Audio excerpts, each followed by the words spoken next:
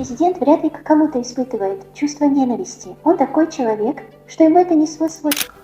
Достор, азыр сиздерге санарип бала жогорудагы аватарларды же болбосо сүрөттөрдү бекер жасалма интеллекттин жардамы менен кантип сүйлөсө болорун көрсөтөт. Андыктан менин баракчама катталып лайк басып коюңуздар, анда эмесе кеттик. Достор, каалаган браузерден character AI деп жазабыз. Жазгандан кийин бассак, автоматтык түрдө бизге бул биринчи шилтеме чыгат. Биринчи шилтемеге киребиз. Киргенден кийин бул жактан верификацияны өтүп туруп, бул жактан avatar FX деген баскычты басабыз.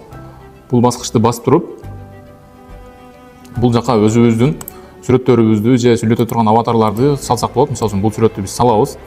Салып туруп бул жерден биз өзүбүздүн каалаган үндөрүбүздү тандасак болот. Мисалы үчүн аялдын, эркектин, мугалимдин үнү бар экен, кичинекей жаш баланын үнү бар экен. Мисалы үчүн бул үндү тандадык.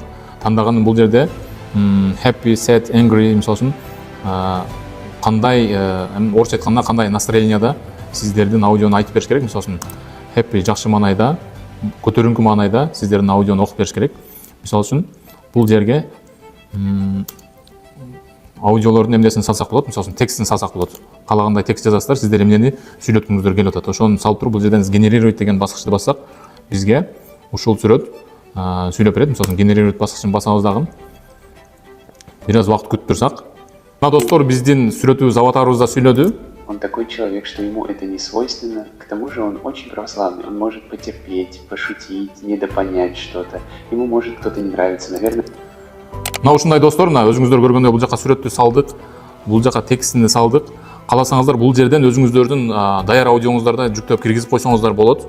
Бул жасалган видеону бирөөгө бөлүшүп, же болбосо компьютериңизге, телефонуңузга көчүрүп алсаңыз болот. Ушундай лайфхактарды колдонуп жашооңуздарды жеңилдетиңиздер.